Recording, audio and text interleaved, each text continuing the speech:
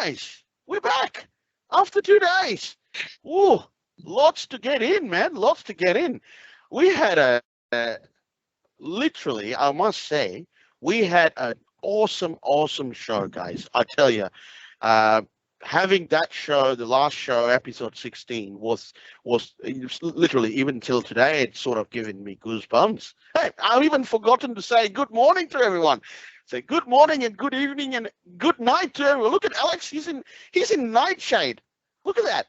Can you see Alex? He's in nightshade now.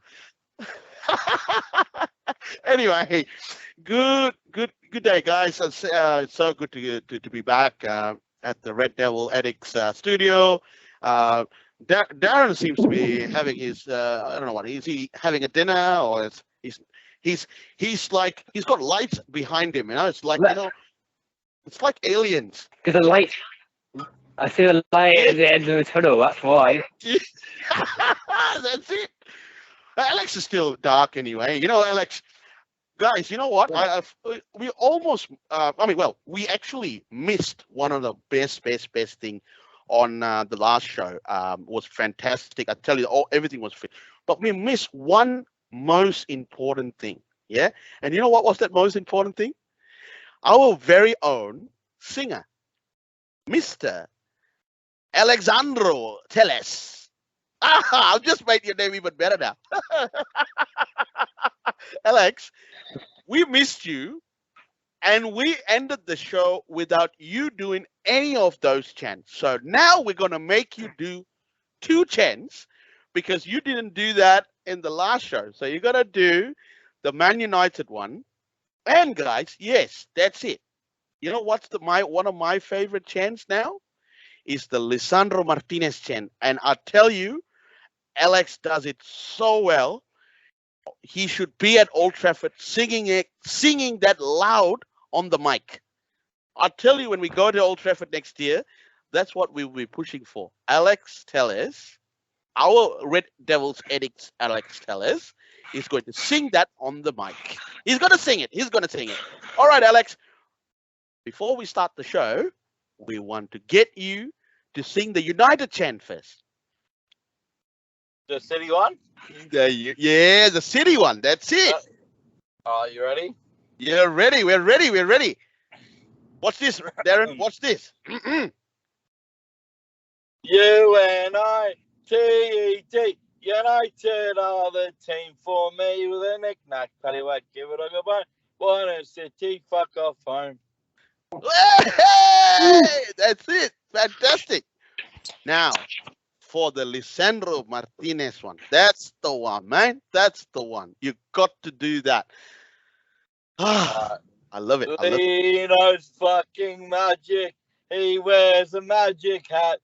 And when he saw Trafford, he said, I fancy that. He nearly signed for an Arsenal, but snubbed him because they're shut. He signed for Man United because they're fucking dynamite. Yay! Darren, I tell you, this is becoming an R-rated show already.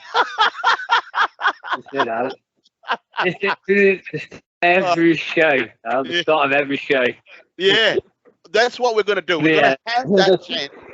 I'll tell you, how good is that, man? I tell you, seriously, Alex, that was magnificent, bro. That is magnificent. I'm going to make sure you do that every single show. We're going to have you do that. That's literally, you know the word to describe it? You know what's the word I would describe it as? Fantabulous. Fantabulous. That's it. That's how you describe it. That's how I would describe it. Okay. Anyway, guys, let's sort of get into the show. It's the we are actually we are playing 2 games in 2 days. Wow. The good thing is that we've had a little bit extra in terms of time to sort of recover and sort of get ready for the games. But the 2 games that's going to come thick and fast is the Arsenal game, which is what Alex Telles is going to be singing when we do the Arsenal show. Because that Lisandro Martinez one has got everything to do about Arsenal. So we're gonna have to do it. Yeah. And they are currently the table toppers. They beat Aston Villa 2-1, and they seem to be sort of having a lot of consistency over the last 5 games, which has been has been fantastic for them. And I really hope that we can sort of start to pick that up as well. Let's get into it, guys. Well, we've got Leicester City away tomorrow at the King Power Stadium. It's a 5 a.m. kickoff down here in Melbourne, and of course in Brisbane and in Sydney as well, where Darren is, and our good old Alex Tellers is in Brisbane. He's flown to Brisbane from Sevilla, so yeah, he's got his private jet parked at the airport, so he's sort of driving around Brisbane now, singing United chants and all of that. That's just amazing. Anyway, guys, it's also the most importantly, it's also going to be the D-Day of all the D deals that are going to be finalized, which we will be bringing to you just after the Leicester City game, because Man United play at 5 a.m. Australian Standard Time, and we will go. I mean, the game ends at 7 o'clock, which is literally 1 hour before the summer window of the 22-23 season officially closes. So now this is where we are going to be watching it very closely. We're going to go live after the game. We're going to do a post-match analysis, how the game went, hopefully. And the first thing I would like to say, guys, it's just been announced on the Manchester United website that Anthony is official. Anthony completes transfer from Ajax to United. So on the front page of the screen, you would see Anthony there. What an announcement it's made on the website.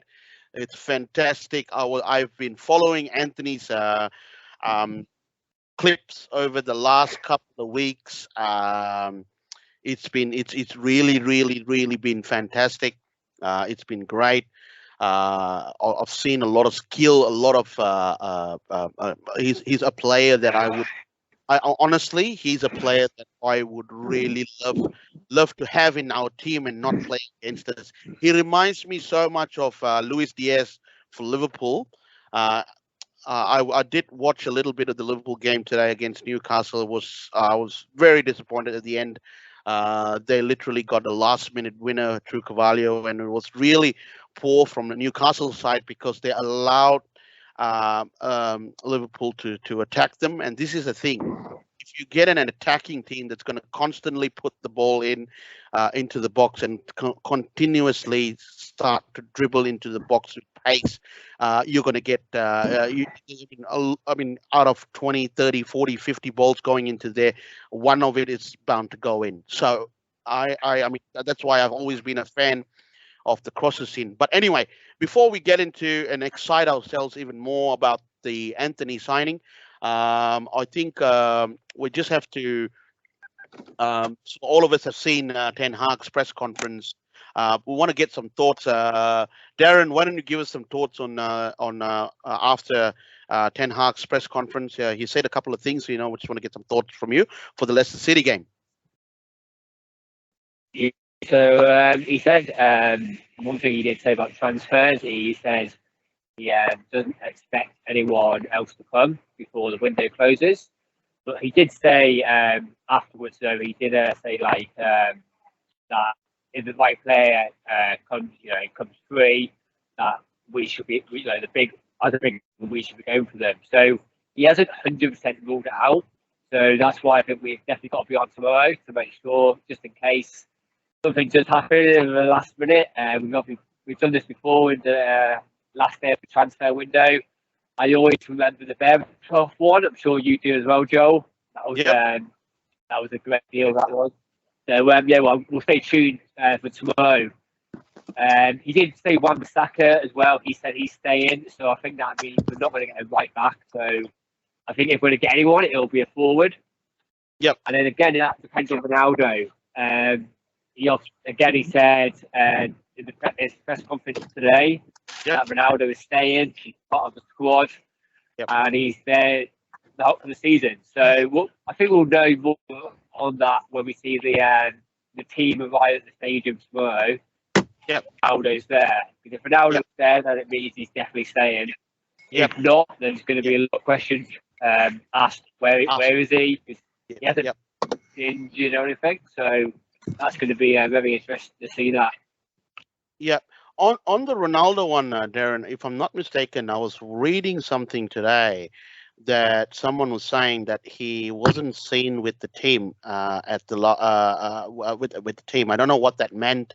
I was trying to find out that article as well, but can't seem to find that out as well because I don't see. I mean, they were saying that they've not seen what's his name, Ronaldo anywhere around. That could be that he's not probably did not get on the bus because it's just a short trip down to Leicester. It's probably about 2 hours, isn't it? About 2 hours or 1 hour by bus. 2 hours by bus, probably. 2.5 hours. Yeah, 2.5 hours by bus. I'm not sure how they got down. They might sometimes. I know it's even a short trip. Sometimes they even fly, but I'm not sure. Yeah, I'm saying they would have got the bus. Probably this afternoon. It's the evening game as well, so like when at the hotel, they'll just be in the hotel for the whole day. Yep. I guess so.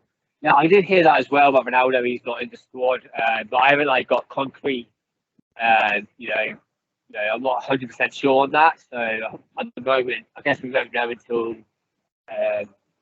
when the team arrive at the game, that they will know more. Yep.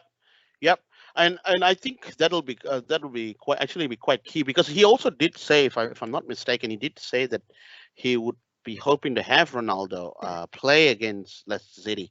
Well, don't know. I mean, it's all still very, very speculative. As I said, it's still wee hours in the well, what time is it in the UK now? It should be about what? It'll be about 10 in the morning. 10 in the morning, about that, yeah, because it's saying it's about 10 hours to kick off anyway. 9 hours. Yeah. Now the thing is, sorry, Darren. Yep. No, I was just going to say, because what he said about one of the people in the press conference, the journalist said to him, "Is there Ronaldo? Can he suit your style of play the way you want to play?" And he's always said yes, he is. But I think he's got to say that, he's not going to go, "Oh no, he's not," is he? And correct. He's always got to say that. So I think he's not going to tell the truth. The truth will come out, by tomorrow, or no, by tomorrow. Yeah. And then I think it's going to be interesting to see, because Ronaldo's always said, a few weeks ago, that he's going to speak to the media. So that's going to be interesting, and what way that's going to go. Well. Yep. I think with Ronaldo, I think it's still, as I said, there's so many speculations coming out. The other day I was reading, there was a big speculation about how he was actually, he wanted to sort of coach the kids and sort of give them a lot of ideas of how he as a player developed and what he did and stuff like that. So he was trying to sort of do that, but apparently none of them sort of responded to that. They were like they had their own agenda. Said, I want to play a certain style. I want to focus on a certain thing and stuff like that. So that was one of the stories that was coming out. The second thing, it was he was very upset, which this one I think picked up a lot of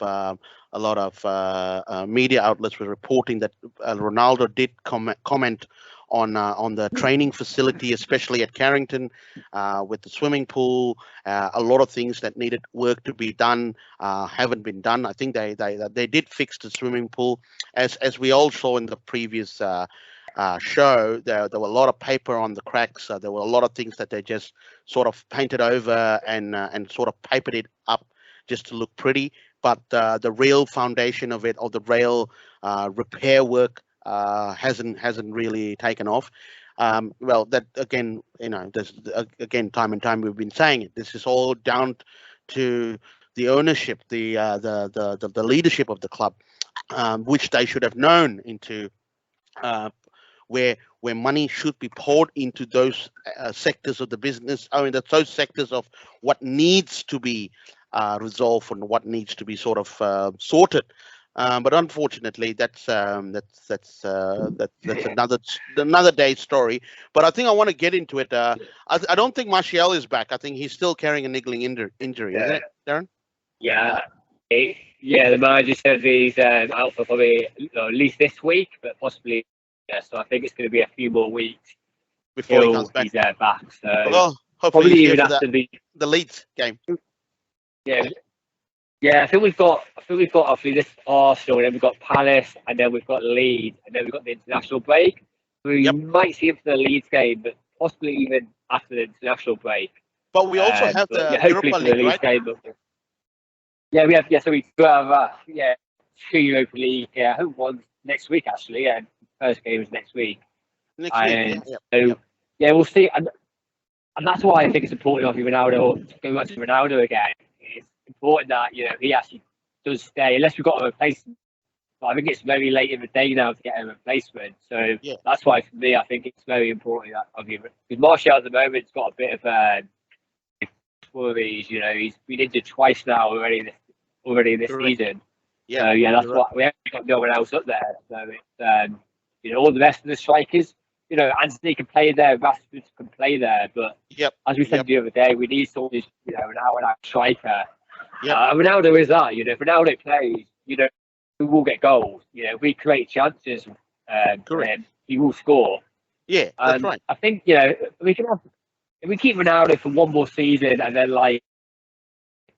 get a young striker, then I think I'd be happy with that. Yep. But the thing is, we got to look. If we don't buy a striker tomorrow, we got to start looking now though for that striker. To sign them up in 6 months' time or in 12 months' time. You don't want to leave it to the last minute. Like we always do. We need to start looking at players now. Yep. Get your targets that you want. Yep. And then as soon as the window opens again, we can just go and buy them. Yeah, that's what the way it should work. But Yep. they never seem to do that. The thing is, I think from a striking perspective is what we mentioned. Sorry, Darren. Your voice went off. Can you say hello? Yeah, now I can hear you. Okay, perfect. Cool. Yeah. Oh, technology today. Anyway, yeah, no, I was referring to a good point that you brought up about the striker, and that's something we discussed in the last show as well.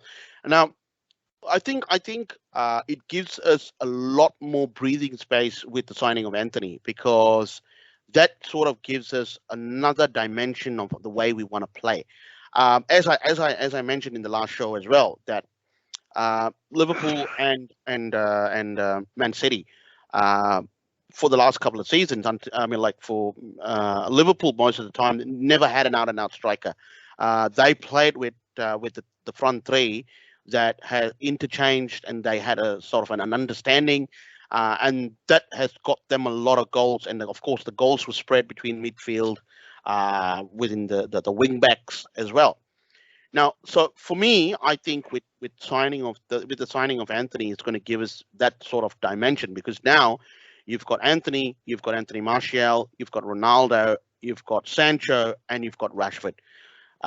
So that itself, you have, and don't forget, you've also got Anthony Alenga. So I don't know. I mean, it all as well, possibly. Correct.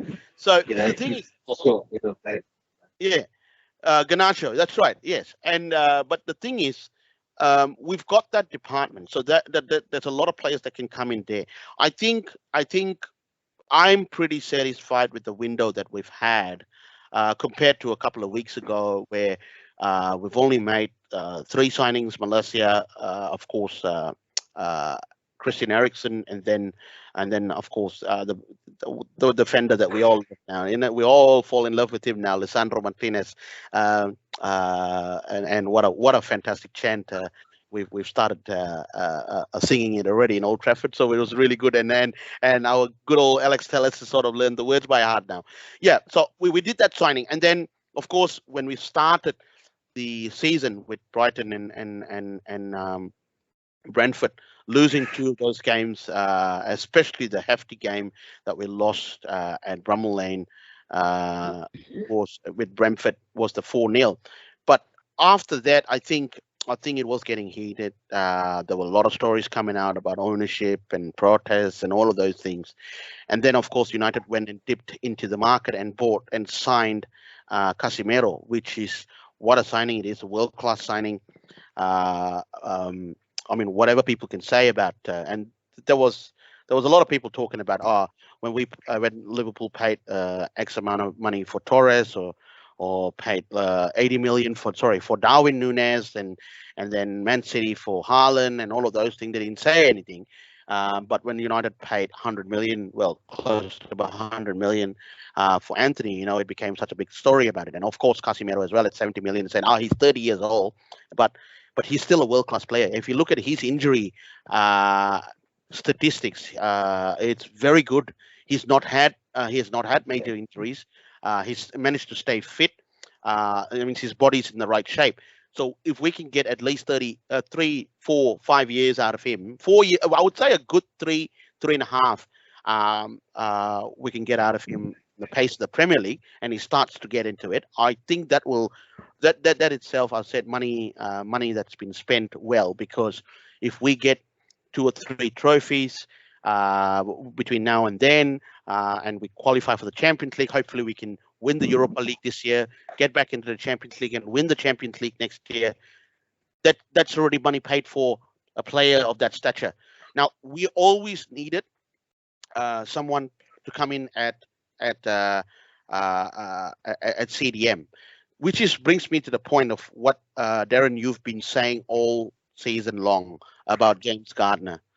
Now we heard that he has signed for Everton. Has it been confirmed? It's not official.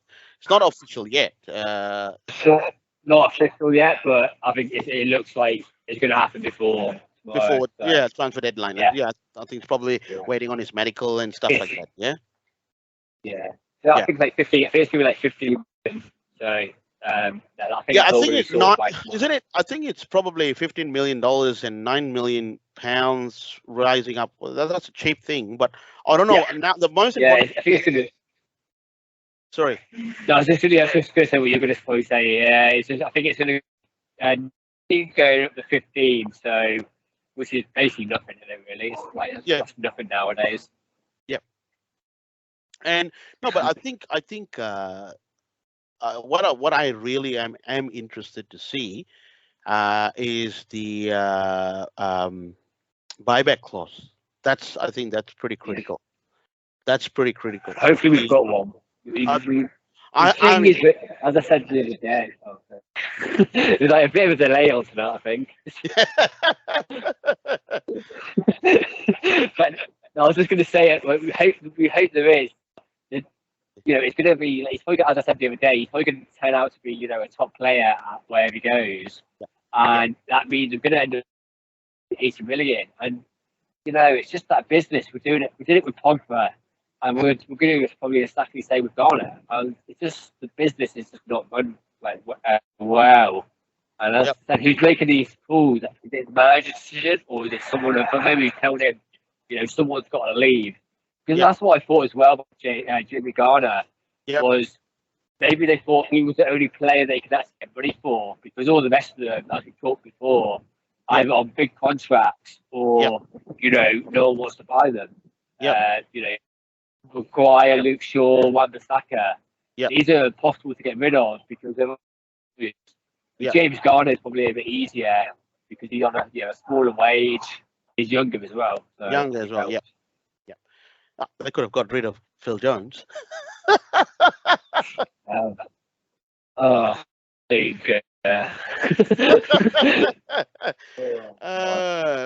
actually looking at this.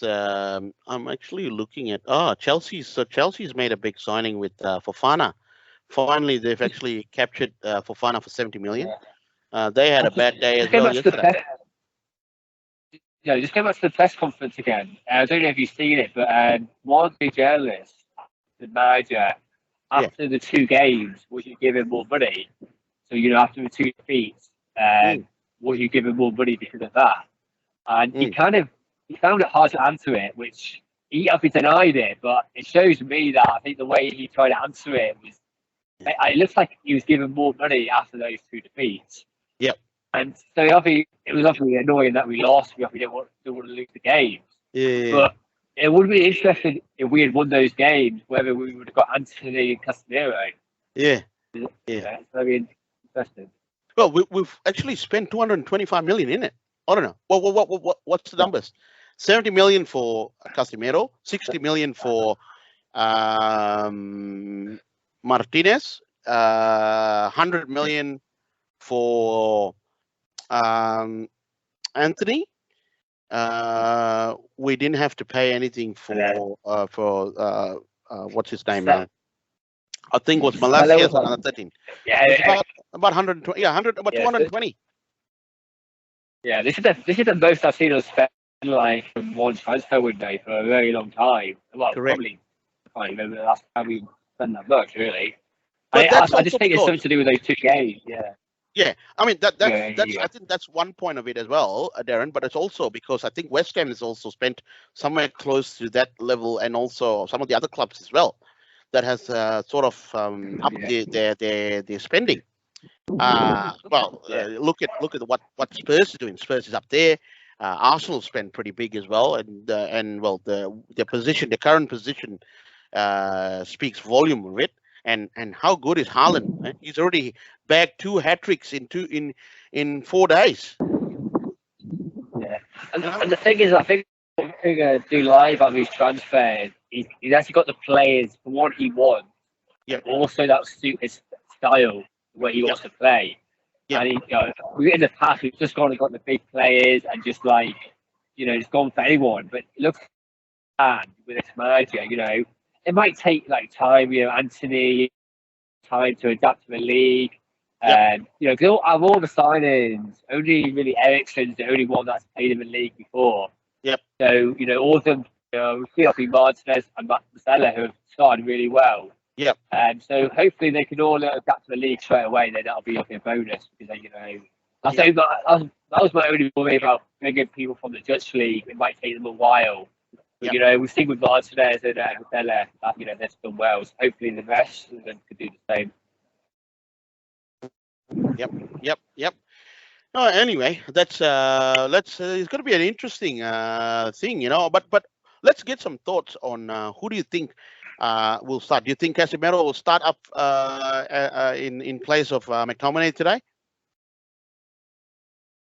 Yeah. I was going to do the team. I think that's the only change I would make. I think the back four has got to be the same. We've got to try and work on that now. Yep. And if they're all fit, for me, that's the first choice every week now. Yeah. And then I think just but Tommy's done well in the last couple of games, but I just think we need to control that midfield better. And I think with Casemiro and Ericsson in there, we can control that better. So I think Casemiro will be a big.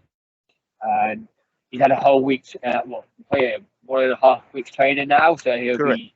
Yeah, he should be definitely ready to start. And then I think the forwards, Rashford, Sancho, and Elanga. I'm not sure about Ronaldo. I was debating whether to play Ronaldo from the start. Yeah. And that could happen maybe for Elanga, and then put Rashford on the left. That's the only other change I could possibly see happen. Yeah. Yeah. Just because I think we do. Yeah. So I don't know what I've to rise at the stadium. Yeah. Because he should be up like match fit now. He's had like a few weeks of training, so I think at the start of the season he was behind all the players because he missed like 3 seasons. Yeah. But I think he's up he should be ready now to start a game. I'm sure. So I could possibly see that happening.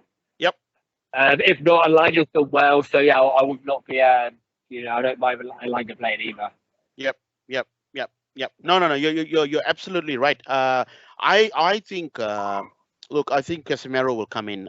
That's what I personally, and I would love to see Casemiro start because don't forget the Leicester game. We need the 3 points as well. We cannot afford, especially with Liverpool winning today. That's put a little bit more pressure on us. We need that 3 points today to go in front. But I think the most important thing is In terms of defense, I think we've pretty much got our first back four. The starting back four, which is Malaysia, Martinez, but Rafael Varane, and also of course Diego Dallo.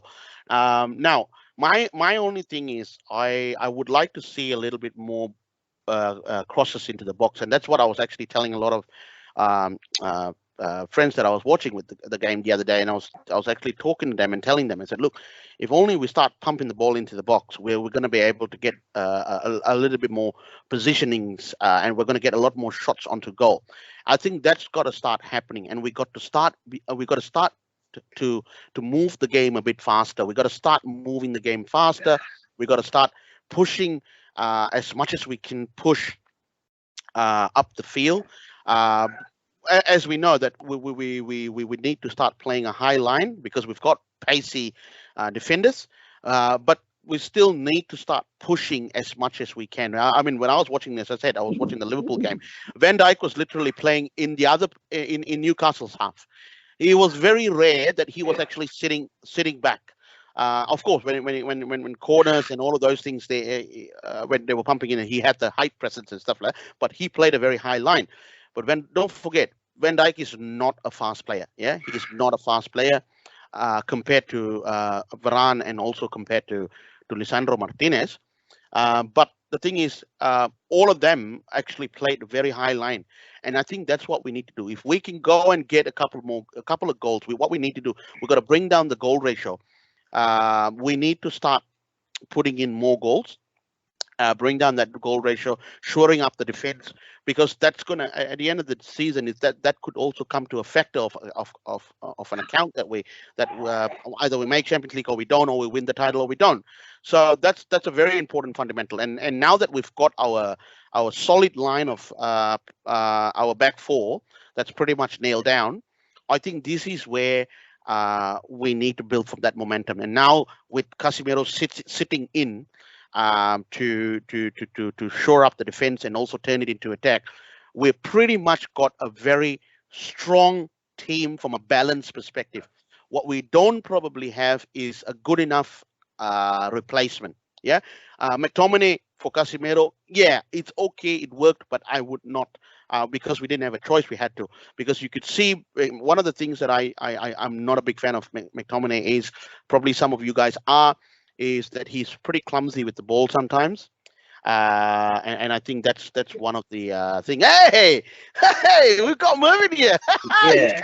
And got another diehard supporter here. Look who's here. Ian. He almost said Man Ah! City. Man United. And guess what? He's good friends with Sharon as well.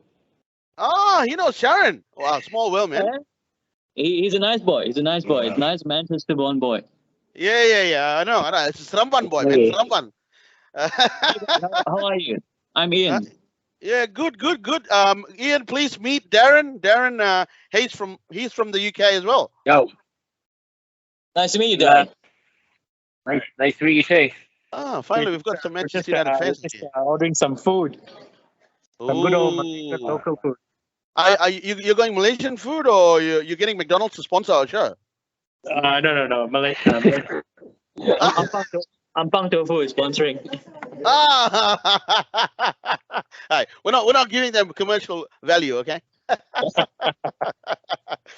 No, we were just talking. Mervin, glad that you joined us. We were just talking a little bit about how I've said that we've pretty much got a very good starting 11 now, from a perspective of every single area. But the players that what we don't have is the players to come and replace any injuries that we have on the first 11. That's one of the biggest problems. But I think I'm pretty satisfied. I'm pretty happy with the current summer spending. My only thing is I would have loved to have either Dumfries or Dest as right back. I think Des is already signed for AC Milan. AC Milan, that's right. Yeah, he's already gone to AC Milan. That's right. Yeah. So, can I ask a question? Who's your starting midfield? Me personally, I think my starting midfield today against Leicester would be Casemiro at CDM, and it goes without saying Bruno and also Christian Eriksen. That What about will you, be Darren? Yeah, same. Yeah, I'm the same. I think we've pretty much got the same team. We've got the same back four as last week. And yeah, just Casemiro coming in for McTominay is the only change that I would make for the game from last week. I don't think there's no other reason to change it really. Yeah, Exactly. yeah, that's Yeah. What about you? I think in terms of forward line, I think forward line we will probably play an unchanged. It all depending on whether because I read an article that that Ten Hag was thinking of actually starting with Cristiano up front, just to sort of. But again, we don't know. Let's see, because now the latest reports are coming out that they're not seeing Cristiano make his way down to the King Power Stadium. So a lot of rumors are starting to fly around anyway, but will be interesting to see. But well, it'll be, let's see at the pre-match lineup when we do the show during the pre-match. It will be quite interesting to see what's actually happening, because it's still pretty fairly early. Nothing much has been sort of doing. I'm just going to say Man City has actually landed a Kinji, and they've also announced Anthony. United has actually announced the signing of Anthony. He looks really happy. It's fantastic. Well, apparently, You know, yeah, Kanji apparently is confirmed at 15 million. Are you excited for an all Anthony forward line? Yeah. Anthony Martial and Anthony Elenga. Wow, it reminded me of the Brazilian team during the 2002 World Cup. Remember when the winning team, the three R's. Well, I would like to say the four R's, because it was Roberto Carlos, Ronaldinho, Rivaldo, and Ronaldo. I've got a signed jersey by all of them, and that was one of my campaigns in 2002, just before they actually played in the World Cup in Korea and Japan. I actually ran that marketing campaign for them to do their last warm-up game in Malaysia, and it was fantastic. I got to see every one of them. I did ask a couple of questions, and all of them answered me in Portuguese, except Juninho. Juninho was the only one who could actually speak in English, because that's because his time with Because he played for Middlesbrough. Yeah, he played for Middlesbrough. That's right. But well, I tell you, seeing that team now gives me goosebumps, man. Watch. But Roberto, I think we should look at adding Gapco. Cody well, you never Gapco. know. I Because, think he did. He scored a hat trick as well against for in the last game yesterday. Game. Yep. Wasn't he Yep. supposed to join Leeds? No, Southampton did a bit. For him. Yep. Right. It was turned down. Yeah. And well, it'd be quite interesting, because as what Darren mentioned earlier, Ten Hag's press conference, he said no more signings, but he also did reiterate the fact, if there was somebody that they were looking at that becomes available at the right price or something along those lines, they would definitely go for. But look, I think our business are pretty much done. I think that what Josh was saying in our chat was that watch what's going to happen with Memphis Depay. That one is still lingering up there. Yeah, but I think if Aubameyang goes to Chelsea, Barca might just hold on to Depay. So how long before David De Gea loses his number one spot? Look, to be fair, I think everyone's been talking about David De Gea. I think he's been one of the best goalkeepers for us, or one of the best players for Manchester United over the last couple of years. Yeah, he saved us so many times, and he's been literally a goalkeeper, being player of the season, man of the match, and all of those kind of things. Yeah, so I think for that howler against Brentford, it's something that it's one in a million. He's a goalkeeper, is bound to make mistakes, but I think I think we could still see. I think with the back line now, with the assured back line that we've not had for a long time, I think that's going to be a key fundamental. That's going to be a key fundamental, and also, of course, Casemiro sitting in front of the back four. What can you ask for, bro? What can you ask for? I said that's what I call a strength in defense. What do you think about this backup keeper just bought? So Actually, I've never seen him play. Someone like that to challenge. Well, he was in Newcastle last year, the first choice goalkeeper, and then they just bought Nick Pope, and now he's second choice. And for me, he doesn't really like. I wanted to buy a goalkeeper for someone to challenge De Gea, and for me, he doesn't seem. I don't know. That's what I think. I don't think he's someone who's going to challenge De Gea. The manager must think. No. Yeah, but let's get why the manager bought him. Like, just to be a squad player.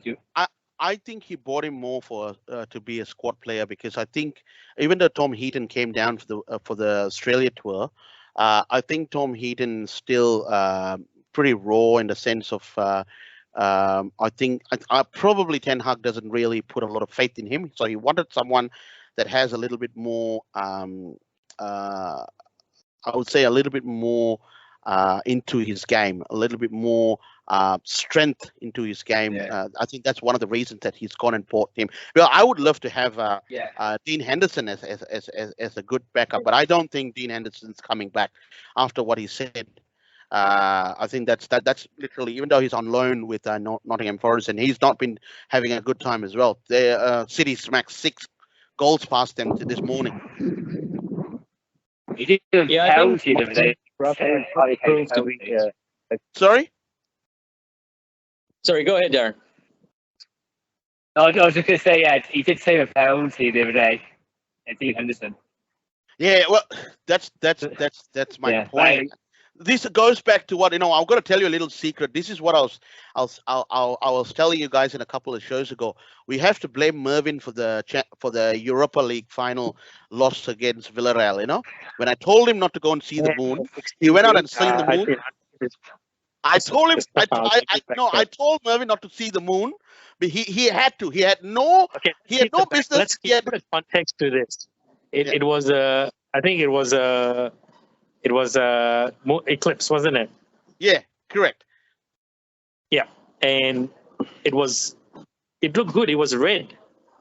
Yeah, but the thing is, it was not a sign for the. Don't forget, it could be a sign for Liverpool. Liverpool was praying so hard that we didn't win the Europa League. Okay, that was point number 1. Point number 2. Solskjaer didn't change the goalkeeper. He kept De Gea, and he couldn't even save one penalty. And I kept saying, he should have brought on Dean Henderson. Dean Henderson's ratio at saving penalties would be better. And it's all because of Mervyn. Mervyn decided to go and see the Red Sun. He thought it was United, but he was made a fool out of it because he was a bloody Liverpool bugger. Oh, well. Yeah, anyway. But good fun. Anyway, guys, look, I think we are all excited about our 3:15 show. 3:15 in the morning here in Melbourne, because that's going to be fantastic. Because I really, really want to see who we're going to start with, and hopefully we can get Charan on the line. We can get Charan. He said all depending on connection. He's going to be at the King Power Stadium. Hopefully we can actually get him to do a live crossover from there. It'll be great to see the atmosphere. And then, of course, we will bring to you the team news, and we'll see. And hopefully, I don't know whether they will take Anthony to be in the stands, but it'll be quite interesting. I think he's got his work permit approved, so he should be in line to either. I think. Sorry, Darren. Probably play against. I think it's an away game, so I think. Yeah, I think Arsenal will be the game where he will probably play it more. Probably be unveiled. Yeah. I can't see him traveling. Yeah, I don't think he'll travel to Leicester. It'll probably be I don't think correct. Carrington probably do training stuff. Yep. Yeah. No, you're right. I think he'll probably will be back at Carrington preparing himself, because I think he will probably. I doubt it that he will make a start against Arsenal, but he will probably be on the bench, like what we did with Casemiro as well against Southampton. We actually put him on the bench, so that'll be quite interesting to see. But that's what we want. We basically, and then of course, the match itself, we won that 3 points, and then once the match finishes, we'll do a post-match review. post-match analysis as well, and also we will be live until the window officially shuts at 8 a.m. Melbourne Standard Time, which would be 11 p.m. At night in the UK. So guys, so stay tuned. I'm really happy that Mervin got to come in and say hello to all you boys. You know, we couldn't keep the good man down. He looks like he's all better now. Alex on. Oh, you should have seen when Alex came and he did 2 chants for us today. He did the United chant, yeah, the United chant, and against for Leicester. What was that? Is there a chant when they play Leicester? I don't know. Actually, that's a good idea. You know, we gotta find it out. Yeah, but I know that Lisandro Martinez will be perfect for Arsenal. Yep, that one would be perfect. Correct. We'll Leicester, I think Leicester is still the friendly party. You know, I mean, even though we have lost to them many times, but I think they're still a little bit of a friendly party. But we might, I might do some research about it. Yeah. All right. It's good record against them as well, don't they? All right, guys. We've come to the end of the show. Ian, thanks a lot for joining us. Thank you. Nice to see you. We only could see all the goatee. We couldn't see your face, you know. So put your face a bit lower. Ah, yes. Okay. I'll get a better picture now. Hey, he looked like he looked. You know who Ian reminds me of? Ishak, the guy who scored against Liverpool today from Newcastle. Is that him? What is he doing with Mervin? Anyway, guys, good fun, man. Good fun. We will be live again with you guys at 3:15 a.m. That's in Melbourne. Of course, Darren is in Sydney. Darren, same time zone as well. Make sure you have your United top and you are not in an alienated lights. Can you see the alien lights there? It has got aliens at the back of him. Anyway, guys, thank you very much. It's always a pleasure. We did a fantastic show today. Again, you know, we spoke a couple of things that we needed to sort of touch on, but we'll bring you more news in the pre-game kickoff show. So it's me, Joel, signing out from the Red Devil Addicts studio here in Melbourne. I will see you later, so stay tuned. See you, Mervin. See you, Darren. Man United, we're going to win tonight. We are going to win tonight. Yeah. Come on, boys. We can do it. All right. See you guys later. Ciao, ciao. Yeah. Bye. Bye.